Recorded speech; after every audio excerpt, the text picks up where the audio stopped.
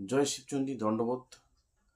আজকে নতুন জেনারেশন মুই এইটাই কোয়ার যাম যে যায় যায় আজকে দিল্লি বা কলকাতার রাজনৈতিক দলগুলো করে দিচ্ছেন দেশীয় সংগঠন না আসিয়া।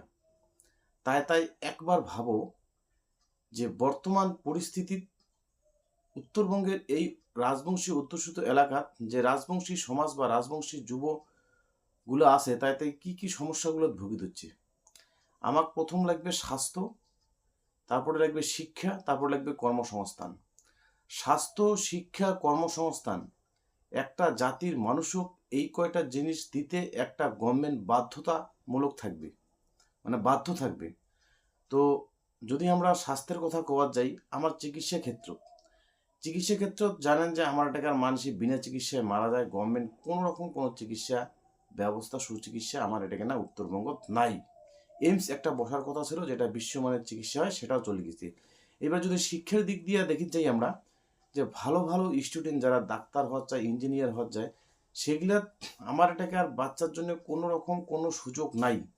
এমনি এসসি কোটার যে কয়টা আছে সে কয়টা তো চান্স পায় না। আমার এটাকে আর বাচ্চা কাচ্চার জন্য বা ভবিষ্যৎ প্রজন্মের জন্য যে একটা শিক্ষার ব্যবস্থা, যে হ্যাঁ এই এলাকার যে রাজবংশী অধ্যুষিত এলাকা বা চিকেন নেকের যে অধ্যুষিত এলাকা আছে, ইমের জন্য একটা মানে বিনা খরচে একটা চিকিৎসা একটা শিক্ষার ব্যবস্থা করে দেওয়া, সেটা কিন্তু আমার কোনো গভর্নমেন্ট আজ পর্যন্ত কিন্তু হাতত নেয় নাই এরকম কোনো প্রকল্প। আর একটা কি কর্মসংস্থান, যেইটা আমার একটা যুবকগুলা প্রচুরভাবে ভুগি ধরছে।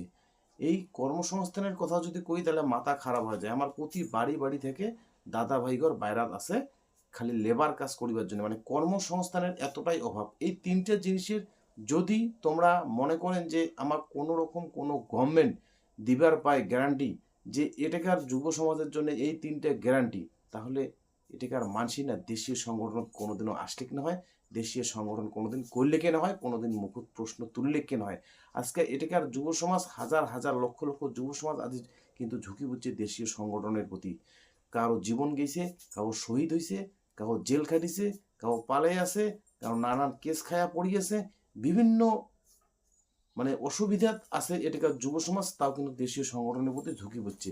তো এটাকার যুব সমাজের কিন্তু চিন্তা করা দরকার। আমার ভবিষ্যতের প্রজন্মের কথা চিন্তা করিয়া যে স্বাস্থ্য, শিক্ষা আর কর্মসংস্থান, এই স্বাস্থ্য, শিক্ষা, কর্মসংস্থানের জন্যই কিন্তু আজকে আমার এটাকার যুব সমাজ কিন্তু আলাদা রাজ্যের পক্ষে, আলাদা স্টেটের পক্ষে।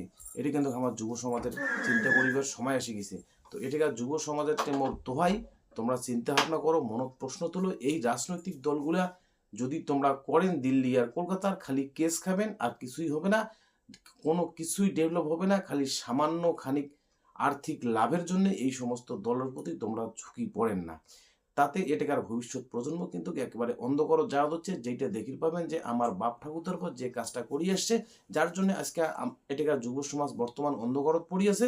ঠিক একই রূপ যদি আমরাও ভুল করি তাহলে কিন্তু আমারও ভবিষ্যৎ প্রজন্ম ভবিষ্যতে কিন্তু অন্ধকার প্রজন্ম যাবেন। তোমার আমার সগারে ঘরত বাচ্চা কাচ্চা আছে, তার ভবিষ্যতের দায়িত্ব কিন্তু আমার উপর। আমার বাপ ঠাকুরদার যেই ভুল করছে আমরা কিন্তু সেই ভুলটা করব না। তার জন্য দেশীয় সংগঠন নামি পড়ো, ঝুঁকি পড়ো। আর কোনো কথা নাই, মনত প্রশ্ন আইসো।